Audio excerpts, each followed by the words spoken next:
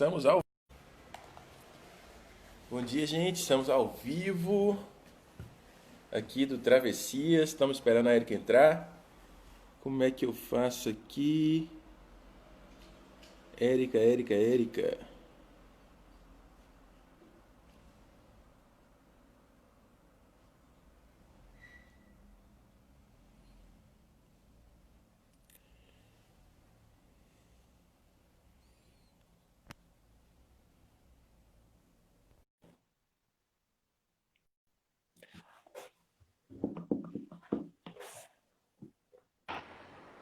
Oi, Opa! Bom dia, Erika. bom Bom dia, dia, entrando. bom Estamos dia. entrando um pouquinho adiantados na live do Travessias da semana. Ai, o povo tá entrando aí, a Laurinha, Laura. Ah, Ai, meu ai, Deus, temos visitas de tão longe. pessoal de todos os cantos aí do mundo. E esses quadros maravilhosos aí atrás, a Olivia que fez? Olivia, eu tô aqui na parte que dá para mostrar do ateliê da Olivia, né, na nossa casa. Porque a parte que não dá para mostrar é porque é um ateliê barra lavanderia. Então, a gente deixa esse fundinho aqui para fazer a live, né? Mas assim,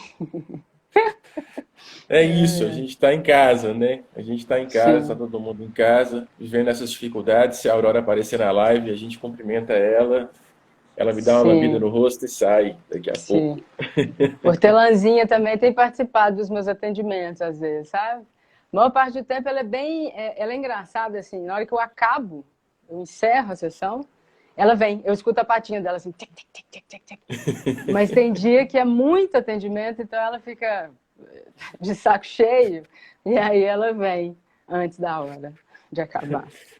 Você sabe que eu uso fone para atender, né? Então, praticamente não dá para escutar fora do fone. Mas Ah, eu acho sim. que quando os pacientes estão mais aflitos, a Aurora vem, aí Aham, ela é aparece. mesmo? Eu não Olha sei só. por quê. Pode ser só uma coincidência, ou então eu tô lembrando da Ana Cecília Carvalho aqui, porque o Francisco, né, cachorro dela, fazia supervisão junto comigo. E aí, Aham. quando eu estava muito aflito, o Francisco encostava o nariz assim na minha perna. E a Ana Não, falava: você sabe que o Francisco, o cachorrinho da Ana, ela é minha analista, né?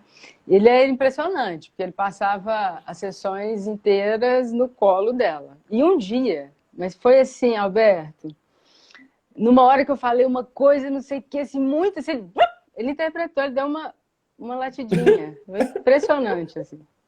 Cachorrinho analista. é. Você sabe que horas são, Érica? Eu estou aqui um pouco perdido com o horário. Já é meio-dia. Quer ver? Meio-dia, então. Meio-dia e Então, dois.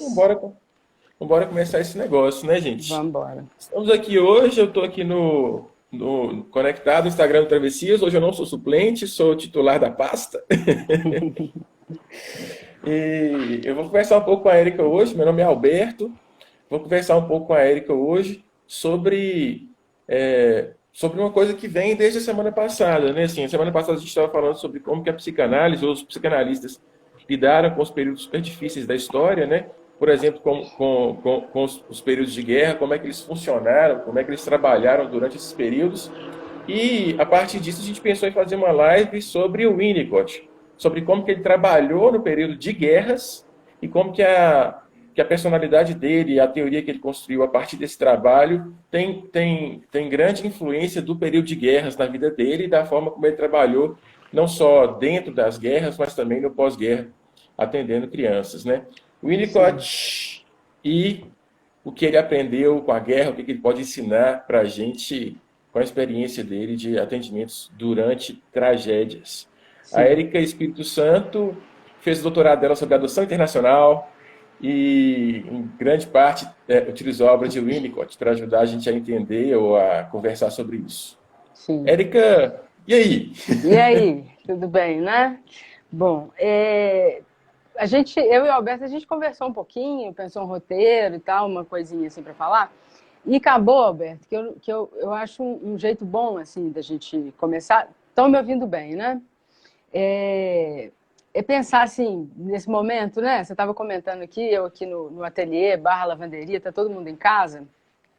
E o Winnicott é um autor assim que ajuda muito a gente a pensar a importância de uma casa, né? Porque quando você fala para a pessoa assim, fique em casa é um lugar seguro, eu acho que essa noção da casa, ela ganhou, assim, vamos dizer, um aspecto muito preponderante, importante nesse momento que a gente está vivendo, né? Então, né, na nossa última live, estava se falando sobre os efeitos das guerras e tal, nas teorias e nas práticas psicanalíticas, e a gente pensar isso, o que a gente pode aproveitar dessas coisas para o que a gente está vivendo agora, né?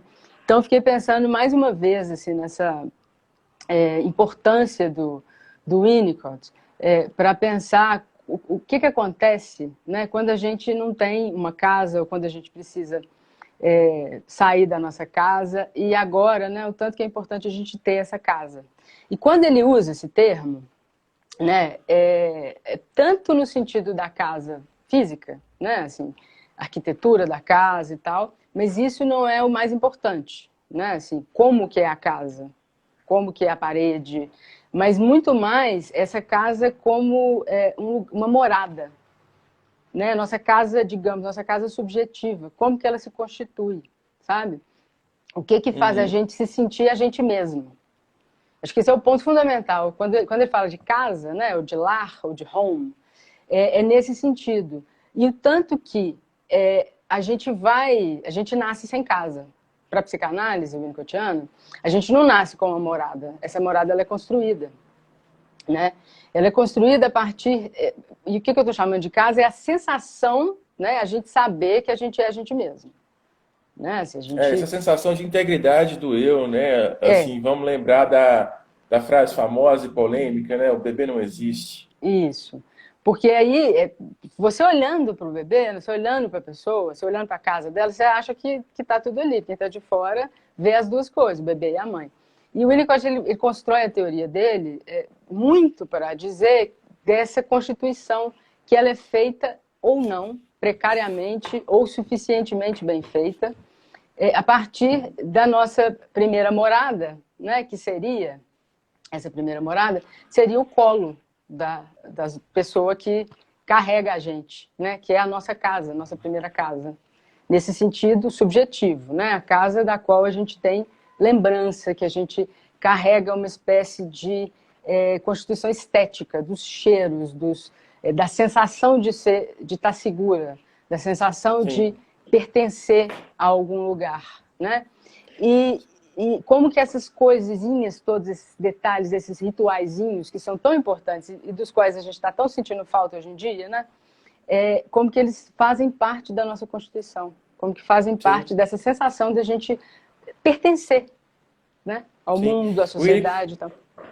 Sim, essa sensibilidade dele, né, para entender que a casa ultrapassa o âmbito da parede, da estrutura física dela, mas que também a estrutura física de alguns objetos ajuda a gente a construir o psíquico, né? Essa coisa dele sempre oferecer para um paciente, para um ex-paciente infantil, que tá, né, criança que estava saindo dos lugares em que estava internado, sempre oferecer para essa criança um barquinho, um objeto com o qual a criança brincava lá dentro, algo que auxiliasse ela a fazer esse trânsito, né, entre o concreto e o simbólico da presença e a ausência. Sim. Eu estava pensando aqui, Érica, na verdade eu estou querendo lembrar todo mundo, né, que a construção da teoria do Winnicott ela é muito fundamentada na experiência, né? O Winnicott é uma pessoa, antes de ser um autor, uma pessoa muito implicada no ambiente em que ele estava vivendo, né? Durante a Primeira Guerra Mundial, o Winnicott começou a atender em um hospital, né? A Cambridge e outras universidades e escolas se transformaram em hospitais. O Winnicott começou a atender em hospitais e não foi convocado. Ficou super triste que vários amigos dele estavam morrendo e ele acabou se alistando na Marinha e foi trabalhar como cirurgião, né? Como um cirurgião estagiário dentro de um destroyer ao longo da Primeira Guerra, né? Um destroyer de nome curioso. O nome do destroyer que o Winnicott trabalhou durante a Primeira Guerra era Lucifer. Mas estava ali trabalhando, ele estava querendo fazer parte, ele estava muito triste com o que ele estava perdendo, com o que todo mundo estava perdendo, e tentando fazer o que era possível. Sim. partes interessantes, assim, né, de como que a história, né, o que foi necessário fazer por causa das guerras, do entreguerras, ela afeta toda a história do movimento psicanalítico, né? E hoje a gente pensou em continuar falando desse movimento psicanalítico a partir de uma experiência, né, que é conhecida, assim, em termos gerais, eu não vou entrar aqui em todos os detalhes, vou falar um pouquinho do que eu sei e tal, que na Inglaterra, quando começou a Segunda Guerra, eles fizeram um plano nacional de evacuação. Né? Ou seja, eles pegavam as crianças, né, das famílias, dos locais que iam ser bombardeados, e levavam essas crianças para outros lugares. Por isso a evacuação, né? Você tirar uma pessoa, uma criança, né, da casa dela, do lugar conhecido, do lar, disso tudo que a gente começou falando hoje, e levar para um outro lugar, para o bem dela, para o melhor interesse dela, né, pensando na sobrevivência dessas crianças, mas como que isso afetou, né, a forma como essas crianças reagiam a situações de cuidado, né? Então, esse Plano Nacional de Evacuação, ele tem efeitos em algumas teorias, né? Eu estava conversando aqui com o Alberto antes, estava lendo algumas coisas, assim. Por exemplo, né, influenciou a teoria, vocês devem conhecer, do Spitz, né, sobre o hospitalismo, do John Bowlby, sobre os cuidados maternos e saúde mental, e influenciou também a teoria do Winnicott, que é de onde vem, né, Alberto, essa frase famosa dele de que o bebê não existe, né, assim, ou seja, um bebê humano não sobrevive sozinho. Essa frase vem dessa experiência no plano de evacuação, porque eles foram percebendo que uma criança pequena, mesmo se ela tiver comida, casa, roupa lavada, tudo certinho, mas se ela não tiver esse colo, se ela não tiver afeto, ela morre. E morre fisicamente, né? Ela não morre só psicicamente, ela morre mesmo, assim, morre em todos os sentidos da palavra. Então, a ideia aqui é a gente conversar um pouquinho de como que esse plano de evacuação, o Winnicott ele era o coordenador desse plano, ele era uma espécie de supervisor geral de tudo que acontecia. Exato. O Winnicott já tinha bastante experiência durante a Primeira Guerra, né? Durante a Segunda Guerra, porque tinha trabalhado na Primeira Guerra, tanto no fronte de batalha, quanto também, depois da Primeira Guerra, ele terminou seus estudos de medicina, se transformou, né? Se tornou pediatra, e depois de ser pediatra, foi estudar psicanálise. Fez análise com o Stretch, né? Durante 10 anos, o James Stretch, que é tradutor do alemão para o inglês, e depois fez uma análise complementar com a Joan Rivière. Quando a Melanie Klein chegou e a Joan Rivière era próxima da Melanie Klein, fez uma análise complementar. Então, o Winnicott foi durante muito tempo assim, o único pediatra e analista de crianças que existia na Inglaterra inteira. Talvez em poucos lugares do mundo existisse uma coisa parecida. E ele, com a competência de ter trabalhado, ter coordenado vários serviços hospitalares ao longo desse tempo, né, é convidado para coordenar esse plano de evacuação, pensando, obviamente, né, na qualidade do cuidado que essas crianças podiam ter sendo arrancadas dos seus lares, né? Sim. E aí, eu vou lembrar aqui, né? Eu acho imagino que todo mundo que está assistindo, a gente, né, que vai ver depois também, tenha como alguma ideia, né? Já tenha ouvido falar do objeto transicional, que é um dos conceitos, assim, pelo qual esse autor é mais conhecido, né? Que é o Winnicott. É aquela que foi eternizado pelo Schultz, né, assim que ele chama, naquele personagem do Snoopy. Sim. Que é o Lino, né? Que é um menininho que anda sempre com um cobertorzinho. Né? Assim, a imagem mais marcante do objeto transicional é aquele cobertorzinho do Lino. Né? O objeto transicional pode ser qualquer coisa. Né? Geralmente ele é muito associado a esse paninho. A gente tem, se for numa loja de bebê, né, de coisinhas para bebê, você vai ter esses paninhos, às vezes com carinha de ursinho e tal, muito influenciados por essa teorização winnicottiana, que foi curioso, uma coisa meio óbvia, né, assim, mas foi durante a escrita da tese que eu me dei conta que essa teoria, ela vem depois da guerra. Ela vem depois dessa experiência dele com as evacuações das crianças, assim, porque ele foi percebendo na prática que as crianças que tinham um objeto, né, que elas, às vezes elas já tinham abandonado esse objeto, elas retomavam nesse momento de perda, né, de regressão, elas retomavam algum objeto para lembrar da casa delas. Né? O objeto tradicional, se a gente fizer um resumo bem rapidinho, assim, é aquilo que a gente segura e se sente em casa, se sente seguro, sabe? Eu tenho isso com o livro. Eu viajo, às vezes, né, para qualquer lugar. Eu vou aqui em Sabará, eu levo um livro. Porque qualquer coisa que acontecer, eu sei que ele está comigo. Eu sei que ele está lá dentro da minha mochila, sabe? Então, e ele, né, isso pode ser uma música, um canto, um cheiro, tem vários significados, né? Assim, isso depende Sim, muito de cada um. eu gosto muito da ideia de ponte, né, Érica? Essa ponte que o objeto o objeto tradicional funcionando como uma ponte entre a experiência concreta de poder abraçar um ente querido, entre a experiência concreta de estar em casa e a experiência abstrata daquilo tudo não estar ali, Uhum. né? O objeto transicional representando esse meio termo entre uma coisa e outra. Não só, e aí eu acho que é fantástico você falar disso, não só para a experiência da criança, né? Mas para a experiência da constituição psíquica ao longo da Uhum. vida também. Sim. Como que uma fotografia, como que um cheiro específico, como que Uma é, música. um- uma música funcionam para a gente, de alguma forma, ficar confortável dentro da Sim. nossa pele. Sim. E ele tem um autor, né? Porque o Winnicott é um autor muito amplo. Assim, ele fazia conferências, entrevistas no rádio, mandava carta para jornal. Ele atuava assim, em vários campos. E aí ele tem uma influência assim muito grande, mas a obra dele, digamos, é um pouco espalhada, né?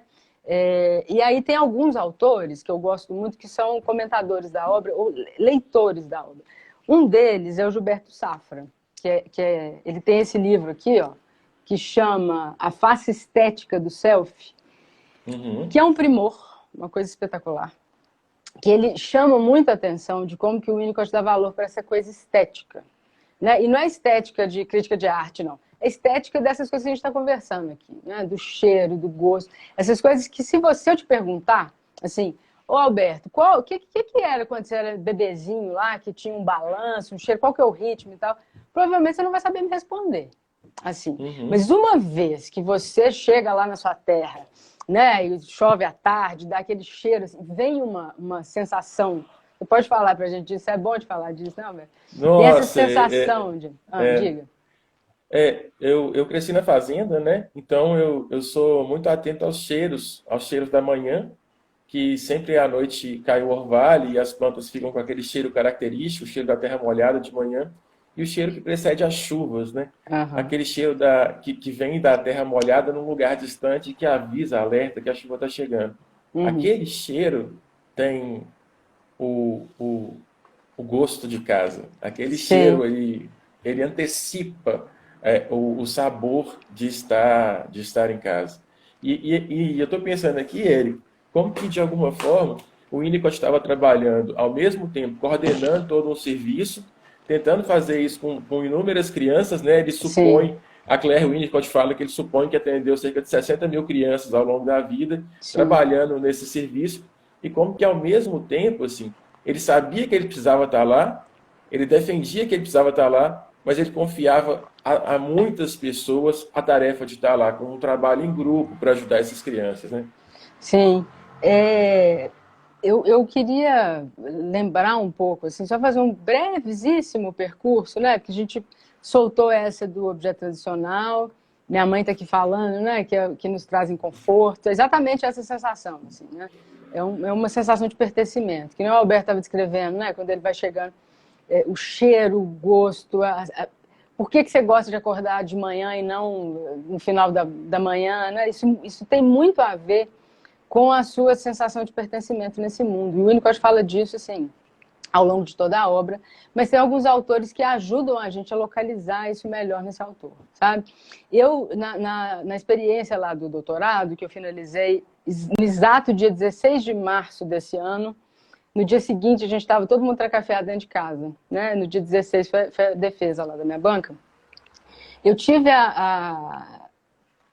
foi muito, muito feliz, assim, eu acho, a composição da minha banca. Não vou falar aqui de todo mundo, vou falar especialmente do Fernando Genaro, que participou da minha banca de qualificação também, e me sinalizou uma coisa, que eu que já li, né, a obra do Winnicott algumas vezes, não tinha me atentado para isso, que é um conceito de placement. É um conceito de... a tradução para o português, a tradução que eu gosto, é colocação, sabe?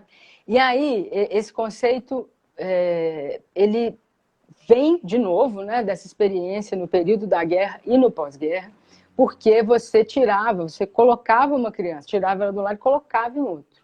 Então, esse conceito chama atenção para o que você vai fazer, né? O que você vai tentar nutrir nesse espaço, para onde você vai levar essa criança? O que você vai pensar que é necessário, que não pode faltar nesse lar para onde a criança está indo. Eu estou introduzindo esse assunto e puxando a brasa para minha sardinha, né? Quem não sabe, eu além de psicanalista, né, clínica, eu trabalho com adoção internacional. Então, esse conceito de placement, ou a tradução dele como colocação, é uma coisa, né, é um evento pelo qual passam, eu não vou dizer todas, mas a maioria absoluta das crianças que passam pelos processos de adoção internacional. Assim, é um conceito que está na lei, né? Assim, é curioso quando a gente vai pensar na tradução, essa ideia da colocação, isso acontece muito com as crianças que vão para adoções em geral, né? Elas sempre passam por um outro lugar, por um abrigo, né? Que são as instituições de acolhimento, ou pela casa de outras pessoas, mas durante a escrita e a finalização do doutorado, quando teve a qualificação, né, voltando para o Fernando, ele me atentou para esse conceito, que foi o Safra, de novo, né, o Gilberto Safra, que jogou uma luz, sabe? É tão importante quando alguém joga uma luz, assim, numa coisa que você está lendo. Eu fui até no original, fui ler, fui catar onde que o Winnicott fala placement. Tem uma dificuldade que é a tradução, ele usa uma linguagem muito corrente. É muito bom ler o Winnicott, porque a gente entende o que a gente está lendo, mas também tem uma certa dificuldade na hora de traduzir, porque um conceito tão importante igual esse pode passar batido. E eu confesso que as primeiras vezes que eu li, ele passou batido. Então, eu queria agradecer aqui publicamente, mais uma vez, o Fernando, que jogou luz, né? Isso me ajudou demais, não só na construção teórica da tese, as coisas todas, mas a perceber isso no meu trabalho do dia a dia, sabe? E tem tanto a ver, né, Érica, essa situação das crianças serem arrancadas da casa delas para serem posicionadas, colocadas em outro lugar supostamente mais seguro, né? Porque Londres, por exemplo, estava sofrendo bombardeios cotidianos. Com isso com que você trabalha, né? Assim, que de alguma forma as crianças, na adoção internacional, as crianças que já foram retiradas da casa uma vez são retiradas da casa de novo, da casa enquanto Sim. Brasil, enquanto abrigo, enquanto lar, Sim. né? Para serem colocadas, recolocadas, acolhidas num lar estrangeiro, né? Sim. Assim, lembrando que uma parte das vezes elas não conhecem a língua. Claro. E tem uma coisa muito interessante, eu adoro esse termo que você usa, um lar estrangeiro. Vamos recapitular o início da nossa live, né? O nosso primeiro lar é sempre estrangeiro, né? A gente tem uma ideia, uma falsa ideia, para a psicanálise, pelo menos, de que como a gente vê de fora, né? Essa criança sendo gestada, vê a barriga, né? Eu vi a mulher preparando uma pessoa, o tempo parou para olhar para aquela barriga, né? A gente olha muito para...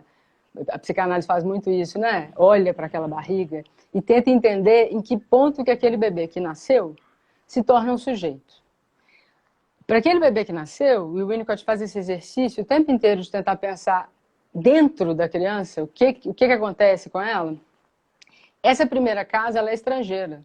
A gente precisa de todo vamos dizer, uma espécie de setting, todo um aconchego, um holding, né? Que é um termo também que ele usa. Como é que eu traduzo holding? Um suporte. Essa palavra sim, mesmo. Sim. Eu gosto de acolhimento. É um acolhimento, assim, né? Essa coisa que a gente chama de maternidade, né? Acho que a imagem mais forte que a gente tem desse acolhimento é o colo da mãe. Mas pode ser o colo de alguma pessoa que esteja viva, disposta e responsável assim, a tomar para si essa responsabilidade de cuidar de uma criança. Então, pensando dessa maneira, né, no momento em que a gente ainda não tem Constituição para saber disso, essa é a grande diferença da adoção internacional para um bebezinho que acabou de nascer, é que o bebezinho não tem noção de que ele não estava naquele lugar. Né? Ele vai construindo a noção de casa. noção de casa subjetiva. Para a criança na adoção internacional, como ela é muito grande já, né, são crianças de 9, 10, 11 anos, esse lar estrangeiro, ele é mais percebido, né? Ela tem mais consciência desse lar estrangeiro. E o trabalho de adoção, né, que é um trabalho psíquico de adoção, um trabalho de acolher e ser acolhido, porque ele vem em duas direções, né? É tanto do bebê eu estou chamando a criança grande, tá? Evocando a imagem de que isso vai ser feito, tanto da criança para os pais, quanto dos pais para a criança, quanto do entorno, né? Ele vai ter que se apoiar, isso eu acho muito bonito, porque preserva a ideia de que alguma coisa que aquela criança teve antes permanece e precisa fortalecida, sabe? Não, tá, seu passado ficou lá atrás, isso foi embora. Não, não, pelo contrário.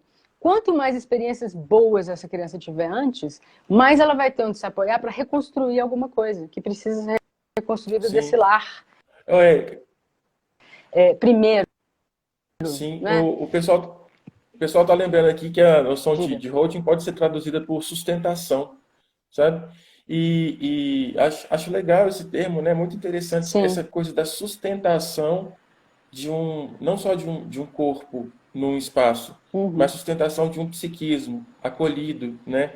Ali dentro de um novo lar. A Larissa Barcelete tá perguntando aqui para a gente, talvez você possa saber disso bem melhor do que eu, de como que a gente pode, talvez, relacionar esse conceito de placement com aquilo né, e como que ele surgiu no contexto da Segunda Guerra, e como que ele funciona na adoção de crianças grandes, né? Lembrando que o contexto de adoção internacional é sempre de crianças mais velhas, quase sempre, né? Como que a gente pode relacionar esse conceito de placement, essa situação de estar fora do lugar, com essa coisa de transformar a casa, de ser arrancados nós todos, né, dos nossos lugares de trabalho, dos nossos locais de trabalho, e estarmos todos isolados em casa. Sim, eu fico pensando aqui, né, claro que isso é uma experiência particular, né, muito singular de cada um, assim, como que cada um vai fazer esse movimento. Você vê nos nossos atendimentos, a gente percebe a diferença, por exemplo, né? E dá para pensar isso a partir desse conceito de placement, de afetado ou menos afetado pelo lugar que não é muito seguro, né? Não é um lugar muito. Isso tem funcionado em duas direções, pelo menos eu percebo assim, né? Vamos ver o que você acha. Eu percebo muito forte, às vezes, uma coisa que demoraria muito tempo para aparecer numa sessão, ela aparece de um jeito muito evidente, principalmente em lugares que não são, vamos dizer, de um jeito delicado, assim, umas casas que não são muito legais, não. E aqui a gente está falando não só da casa, quer dizer, né? Eu acho que aqui a gente está falando da casa no sentido arquitetônico. Os nossos pacientes, pelo menos os meus, a maioria deles, tem uma casa legal para morar, né? Uma casa com espaço, estão podendo fazer análise, tem conexão de internet aparecendo. Mas, gente, eu dei uma travada, não? Não sei se está travando para todo mundo, eu estou te ouvindo, pelo menos. O seu vídeo está um pouco travado para mim.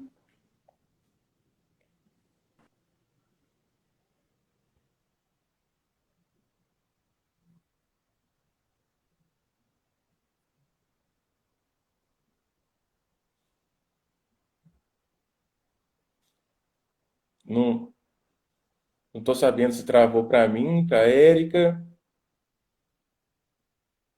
Voltamos?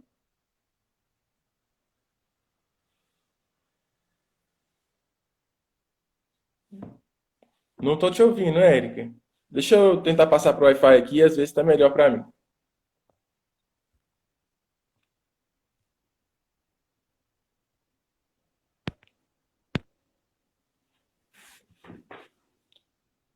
Você está me ouvindo? Ah, perfeito. Eu estou lendo seus lábios aqui, mas... Hã? Tá, vou reiniciar a chamada aqui por indicação do Lucas Avelar, tá bom? Todo mundo entra de novo aí, gente. Vambora. Seu áudio que tá falhando, Érico. Tirou? Tá, vou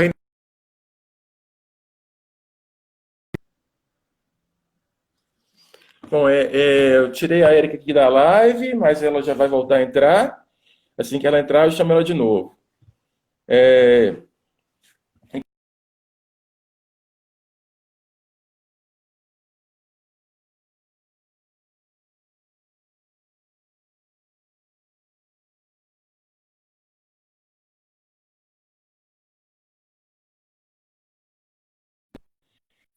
Tava lembrando aqui. Opa, voltando. Voltamos? Chegamos? Ai, que Que bom. áudio, pronto. Você estava lembrando aí, Érica, dessa situação da gente em casa, mas os pacientes também, né? Eu tô achando uma coisa muito doida, assim, né? Esse negócio de atender em casa, porque fica evidente, muito doido, assim, de difícil, mas também de inusitado. Algumas coisas são ganhas, outras são perdidas, mas fica evidente como que algumas famílias, elas não conseguem preservar o espaço de cada um, né? De como que algumas famílias, elas, por mais que as casas elas sejam grandes, não há espaço para quem está nelas conseguir fazer um momento, né? De alguma forma de preservação e de intimidade com a gente. E aí fica importante assim, a gente perceber uma coisa um negócio que não é um conceito, mas é uma ideia que eu gosto demais da conta, que é de repertório, né? E que eu acho que tem a ver com essa história do objeto transicional, sobre os objetos transicionais e tal. Eu acho que a gente está sendo convocado a usar muito do nosso repertório subjetivo, nosso repertório de apropriação do nosso próprio espaço. E quanto mais, né, igual você está dizendo, tem famílias que não colaboram tanto, embora para quem olha de fora, às vezes são pessoas muito bem estruturadas financeiramente, não quer dizer que essa preservação de um espaço privado de cada um, espaço subjetivo de cada um, de que isso é uma língua bem falada dentro de uma família, sabe? Isso tem aparecido demais Perfeito. isso que eu estou te Não, dizendo, que talvez demore muito tempo para o sujeito conseguir trazer aquilo para dentro do consultório, para dentro do set analítico, e a gente entrando na casa das pessoas, né? Porque é o que a gente está fazendo. Elas estão entrando na nossa casa, elas veem aqui alguma coisa, e a gente entrando na casa das pessoas, isso fica materialmente mais visível, em alguns casos, eu sim, acho. sim. Não, com certeza. E assim, aí a gente vê o quanto que a condição financeira favorável ou não, ela não determina tanto isso, né? Às vezes, casos simples de pacientes com, que a gente sabe notoriamente que tem uma condição financeira mais difícil, né? São casos que preservam o lugar da pessoa, né? A gente pode ver que alguns pacientes conseguem conversar com a gente da sala de casa, os outros membros Aham. todos saem, vão para outro lugar, né? Vão para um cômodo, ficam fazendo outras coisas e respeitam Aham. absolutamente aquilo, quando outros estão tentando se trancar dentro de um quarto, né? E mesmo assim tem que falar baixo, porque a família, de fato, não suporta muito essa ideia de não estar ali. E isso que eu acho interessante, assim, retomando um pouco, né, a coisa do Winnicott, do efeito clínico teórico que teve esse plano de evacuação, consequência da guerra, né, da Segunda Grande Guerra, porque a partir de uma experiência que involuntária, né, contingencial, ninguém ia fazer isso de propósito, né, pelo menos eu espero que não, vamos tirar a criança aqui da família para ver o que acontece com ela, ele pôde dar para a gente instrumentos, isso que eu acho importante de saber, assim, instrumentos teóricos, instrumentos né, de significar esses processos que ajudam a gente na prática clínica e especialmente me ajuda demais quando eu penso sobre adoção, né, que é um processo também que, como a gente já comentou aqui, que acontece por causa disso, né? Assim, se uma criança vai ser Sim, adotada, é porque no momento ela foi destituída do lugar dela de sujeito. sim. Eu Ponto, estou pensando ponto aí. aqui, Érica, junto com o Rodrigo aqui, nosso participante aqui da live, ele estava falando sobre a experiência também dos idosos que são retirados das suas casas, né? Às vezes para ir para a casa de um filho, às vezes para ir para uma casa de Sim. cuidados, e de como que isso é traumático para os idosos. Assim, de alguma. Como é que é? Nunca vi. Deu uma A conexão travou aqui e eu não. Sim, A pergunta estava vou falando sobre os repetir. idosos. Isso. Sobre como que é traumático para os idosos serem retirados das suas casas, ou para ir para uma instituição de cuidado, ou para ir para a casa de algum filho, depois que o outro idoso faleceu, né? Estou me lembrando da máquina de fabricar espanhóis, do, Hum. do, do Walter Ugumãe, de como que depois de ter perdido a esposa, companheira de tantos anos, o sujeito ainda perde todo o contato com aquela materialidade, com aquele lugar que sempre foi tão parte, né, da pele externa dele, assim, né, daquilo que o constitui enquanto um sujeito no mundo, né? Perde a esposa, perde a casa, perde a ambiência junto com os vizinhos, assim, de como que é duro essa experiência de perder o seu lugar no mundo, né?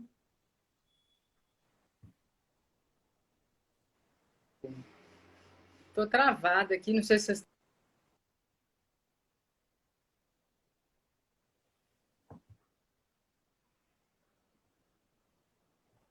Seu vídeo travou de novo, Érica. Eu vou. Vamos tentar entrar mais uma vez? Você sai e entra de novo, porque seu microfone tá falhando.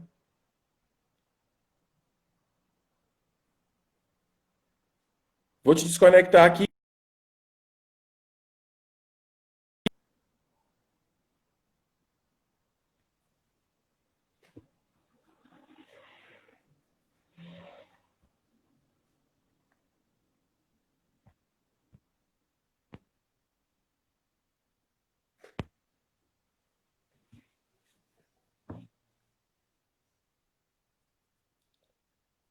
Estamos voltando, estamos voltando. Voltamos? Vamos lá. Vamos. Bom, você estava falando, vou fazer um breve comentário, assim, né? Porque também a ideia do placement, sem querer puxar de novo, né, elogiar de novo o Fernando Genaro, que é esse professor que me ajudou bastante, né? Obviamente, além do Fábio Belo, meu orientador, Fábio, te amo, obrigada, mas assim, o Fernando, o trabalho dele é até sobre envelhecimento, sabe? Acho até por isso que ele entrou um pouco nas bancas de vários pesquisadores que estão trabalhando nesse tema atualmente. Eu lembro de cabeça rapidinho aqui da Michelle Aguilar e da Vanessa Piscardi, né, que trabalham esse tema de uma forma mais cuidadosa, assim, né, mais de perto. Mas você falando, eu lembrei rapidamente de duas coisas aqui. Quem tiver a oportunidade aqui depois com vocês, um documentário muito legal do Netflix sobre duas senhorinhas que são um casal, né? São duas senhoras. Ele passa um pouco sobre essa questão LGBT, do casamento, do reconhecimento, mas muito envelhecimento e o momento em que elas decidem que elas têm que sair da casa delas. O tanto que isso é duro, né? Sair da nossa própria casa, de detalhes, como que elas têm que empacotar tudo e tal. O tanto que isso é forte. E outra coisa que eu não posso deixar de dizer, toda vez que alguém fala de casa de repouso e tal, eu lembro da minha experiência na França. Para quem não sabe, eu fiz um estágio numa cidadezinha que chama Cognac. E o nome do filme eu mando para vocês depois. Eu não vou lembrar de cabeça, não. Essa cidadezinha é muito pequenininha, foi ótimo que eu aprendi francês rápido, porque ninguém lá fala outra língua que não seja francês. E eu estava acompanhando o Jean-Marie e eu tive a oportunidade.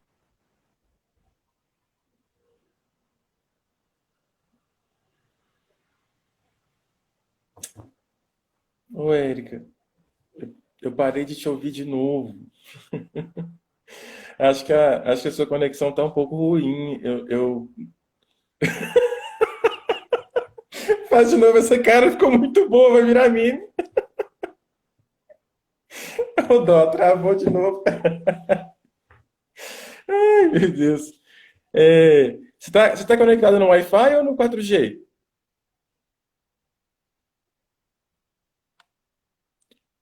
Então, seu microfone falhou de novo. Se você tiver como mudar a conexão, a gente tenta mais uma vez, senão a gente continua outro dia, às vezes amanhã, às vezes semana que vem.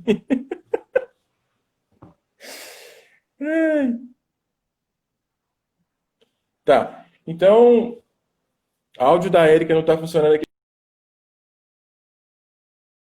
Eu vou convidar todo mundo, esse tanto de gente aqui nessa discussão maravilhosa, para a gente continuar, talvez amanhã, talvez semana que vem. Aliás, semana que vem a gente já tem uma live marcada, sabe? Que é uma live que vem na esteira dessa conversa sobre privação e delinquência, né? Que a gente vai terminar com a Érica. Imagino que a gente possa terminar amanhã, não sei como é que está o horário dela.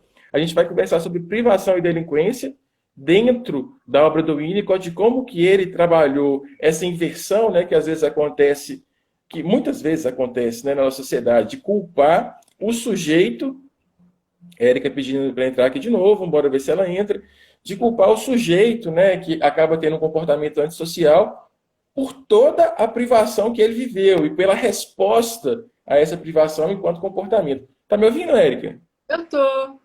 Ah, agora eu te ouvi de novo. A gente avisa, né, Alberto? A gente combina, a gente testa, dá tudo certo, mas na hora do vamos ver o negócio não funciona.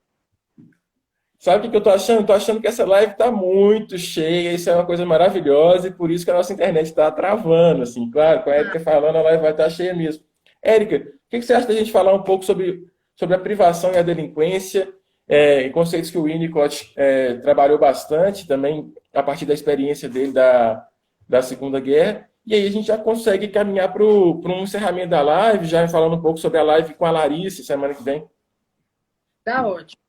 Bom, esse livro, né, assim, A Privação e Delinquência, vou mostrar aqui para vocês, ó, é uma coletânea de textos, né? Tem até textos que tem outros livros do Winnicott, isso é bem comum na organização da obra dele.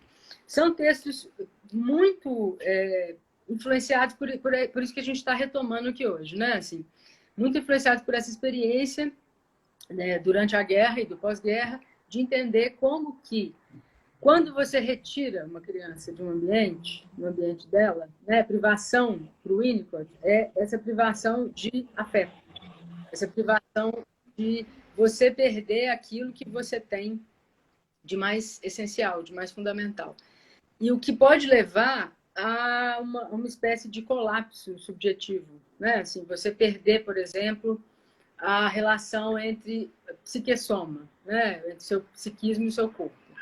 Então, de novo, né? Esse conceito clínico de delinquência, ele vem, né? É muito engraçado quando a gente está lendo, porque ele está falando desde atos, vamos dizer, o que a gente chama de atos infracionais, né? Assim, de atos mais graves, que seria uma delinquência mais radical, quando o ambiente não funcionou suficientemente para responder a isso que essa criança está pedindo, o adolescente está pedindo, de contenção, de apoio. E, principalmente, para o Winnicott, o ato de delinquência, né, o ato delinquente, que pode ser mentir, roubar, fazer xixi na cama, perturbar demais o ambiente, ele é um sinal de esperança.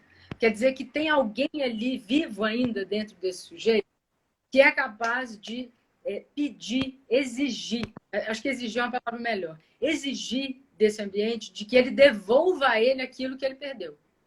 Então, a ideia central é de que houve algo bom que foi retirado, que foi perdido, né? E que o ato é uma espécie de uma atuação desse sujeito exigindo, ou seja, tem esperança ainda de que o mundo, de que o ambiente, de que a sociedade devolva a ele aquilo que lhe foi tomado e que lhe é de direito. Né? Você vê como tem uma coisa política muito forte nessa teorização do mundo.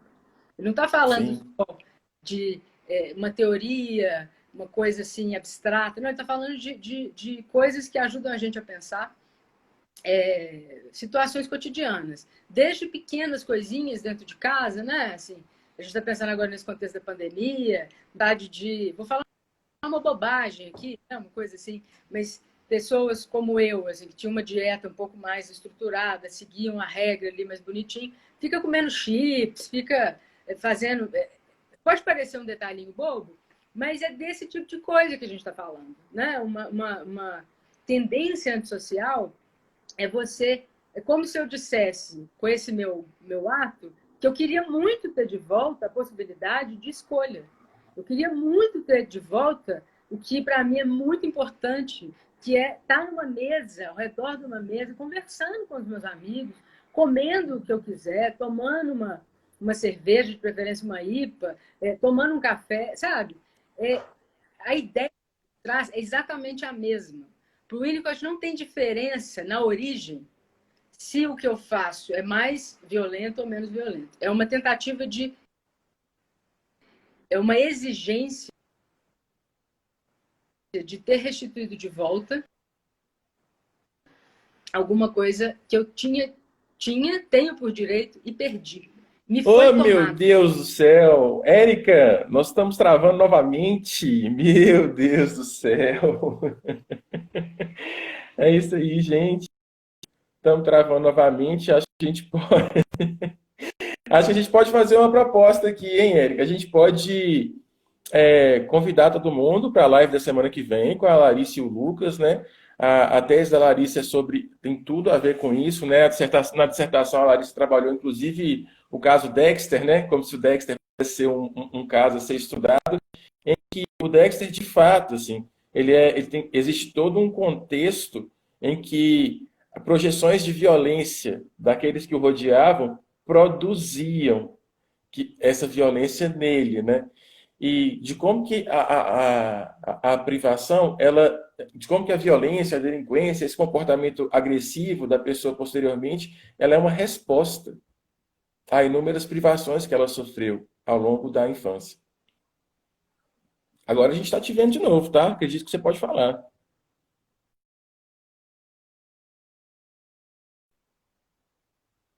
Ó, oh, Pai eterno. Deixa eu ver se a Erika vai entrar aqui de novo, gente. Tô topando, ótimo, acho ótimo a gente fazer uma parte 2 conversando sobre a história da Erika na França. Obviamente, isso aí a gente vai saber, tem todo mundo pedindo a história. E também acho que vale muito a pena conversar sobre privação e delinquência, né? Ou deprivação e delinquência, como alguns dos nossos leitores, não, como é que eu vou dizer, ouvintes da rádio também não, como alguns dos participantes da live aqui estão falando. Estou esperando a Erika voltar, convidada novamente.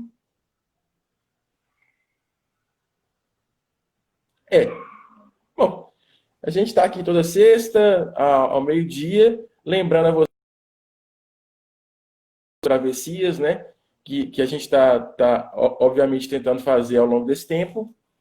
Um dos lançamentos super legais que o Travessias está fazendo também é a Gazeta do Marcos, um museu de grandes novidades, em que a gente faz perguntas para o Marcos,